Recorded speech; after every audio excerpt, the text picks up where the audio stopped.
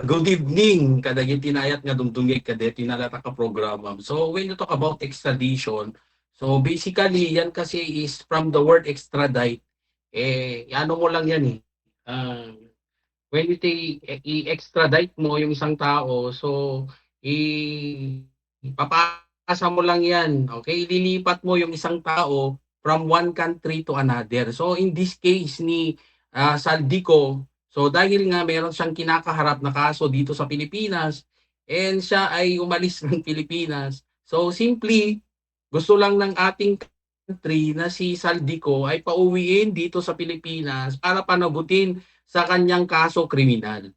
Okay, so that is simply the meaning of extradition. So ngayon, ang tanong lang dito is that kailan ba kasi nagkakaroon ng extradition? Okay, kailan ba po pwede? So always ba na kung meron ng tao na at large or wanted, okay, dito sa ating country, so automatic ba na yung country natin ay magagawa niya agad ito sa ibang country na okay, mamandato niya yung ibang country, oh, pauwiin mo na to yung taong ito kasi meron siyang kasalanan dito sa Pilipinas. So, not always. So, the answer is no. So, dapat bago ito gawin ng isang country like the Philippines, so kahit nasabihin natin na yung taong involved is a citizen of this country, but then again, when you talk about uh, a person who is now residing in another country, syempre, iba yung kanilang batas. Okay, so we cannot have jurisdiction over that person. So, bago natin pwedeng gawin yon, we have to satisfy first this following okay, element. So, una dyan would be, meron ba tayong extradition treaty? Or in short, meron ba tayong kasunduan with that country?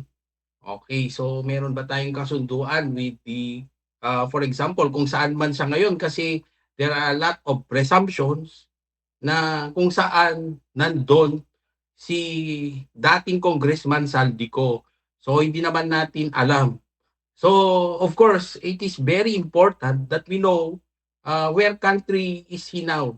Kasi not all countries in the world is under an extradition treaty with our country. So, yun yung problema dyan. Kasi kung wala tayong extradition treaty with that country, so medyo mahirapan tayo na pauwiin siya dito sa Pilipinas. So, pangalawa, merong yung kanyang krimeng kinakaharap ay extraditable offense. Okay, so yun yung pangalawa dyan, extraditable ba? So, in that case, yung kanyang kakaharap na kaso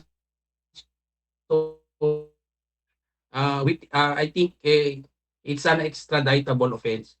Okay, so pangatlo is would not constitute political offense. Kasi kung political offense yan, political prosecution lang yan, hindi siya po pwedeng extradite dito sa ating country.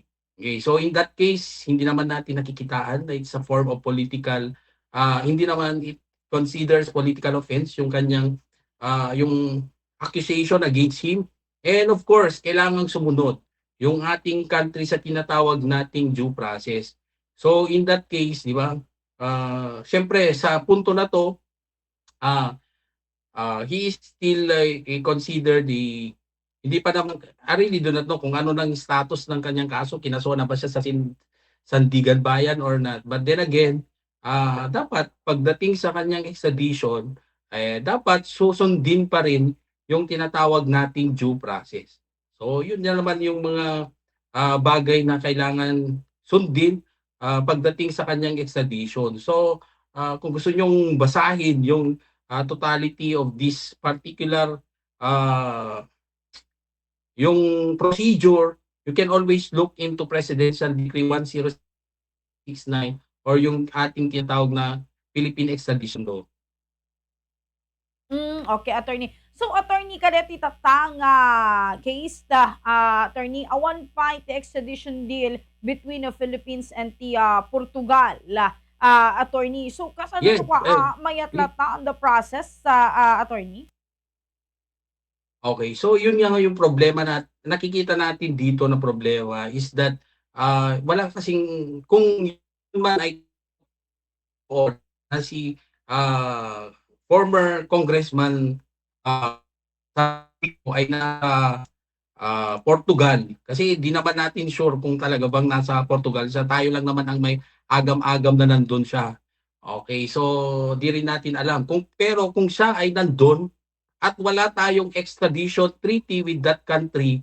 So, ibig sabihin, syempre wala tayong existing agreement with that country. So, hindi automatic na iso-surrender ng country na Portugal si Saldico dito sa Pilipinas kasi wala namang umiiral na kasunduan between our country and that with Portugal.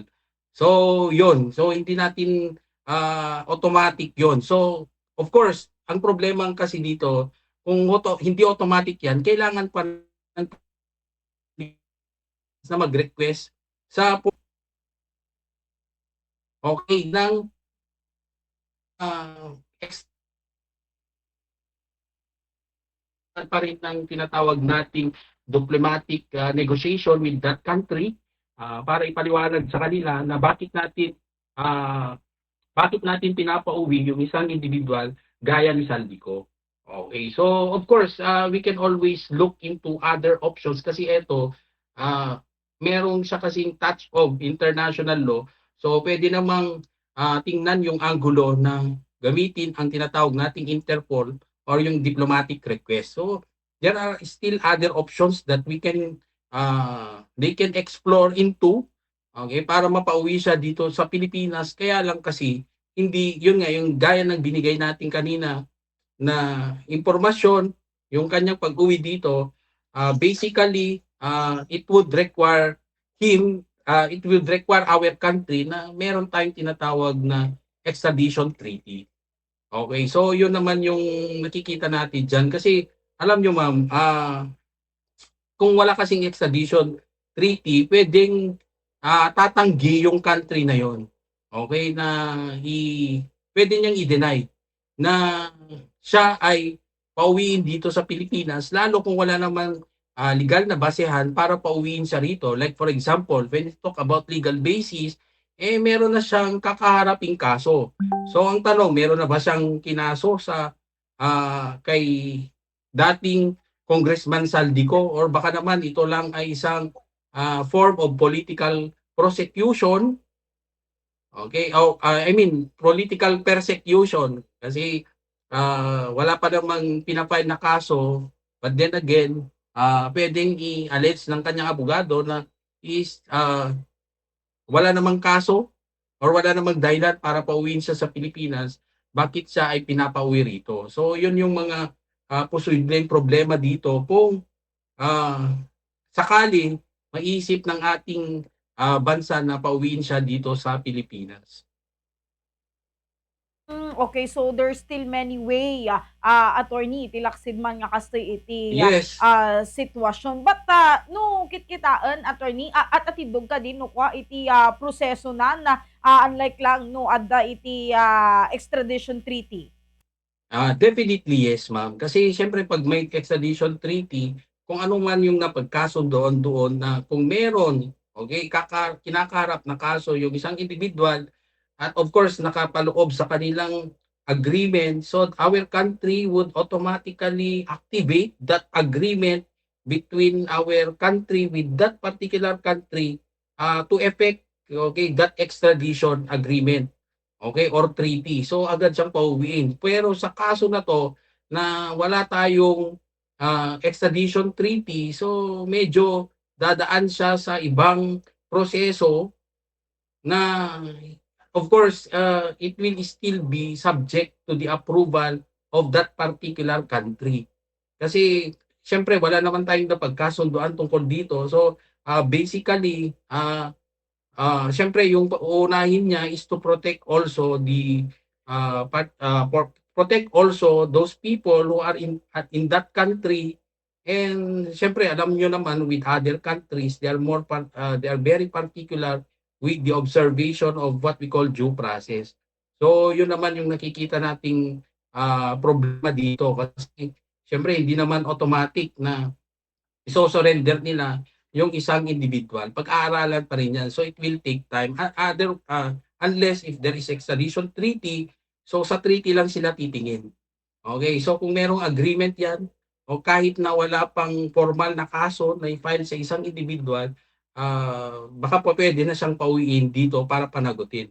Okay, or sasagot or magbigay kaliwanagan tungkol sa isang legal issue na kinakarap niya dito sa Pilipinas. So ang isa pa nating nakikitang problema diyan, ma'am, is that what if, 'di ba? Kasi pwedeng anggulo ito na what if si dating Congressman Saldico ay ni-renounce na niya yung kanyang citizenship na Filipino at mas pinili niya yung isang pagiging Portuguese. So isa na siyang ganap na Portuguese in that country. So syempre yung Portugal, po-protect niya yung kanyang mga citizens. So, of course, that would be again another problem. Kasi, siyempre, kung ang Portugal hindi niya ibibigay agad, so medyo mahirapan yung ating country to get jurisdiction over that particular person to answer that particular legal issue na kinaharap niya dito sa ating country. Kasano ka di nga minukwa nga digiti pagilian na attorney ket agtulag da or maadaan da iti extradition na deal ana iti consider da tapnon digito nga dua ket maadaan da iti katulagan na nga kastoy. Okay, so di kami extradition kasamot lang iti ordinaryo kontrata that we enter into. Siyempre kasi tayo kung we want to, there is actually meeting of the minds between these two countries. Parang kontrata din na regular contract that we enter into as an individual. So pagkakasunduan natin yan, magmi-meet tayo halfway, ano bang gusto nating mangyari. So before you're going to sign to that extradition treaty, so ika-consider mo pa yung kung ano bang merong batas sa isang country. So ano bang merong paano ba sila nag-approve ng extradition treaty kasi di yan automatic. Dito sa ating country, when you talk about treaty stipulations in a particular country, depende pa yan kung anong klaseng treaty yung pinapasukan. So I am not particular kasi medyo matagal na ako sa constitutional laws natin. Pero when you talk about treaty stipulations, merong classification yan kasi pwedeng that would only be approved by the president. Okay, pero more of an economic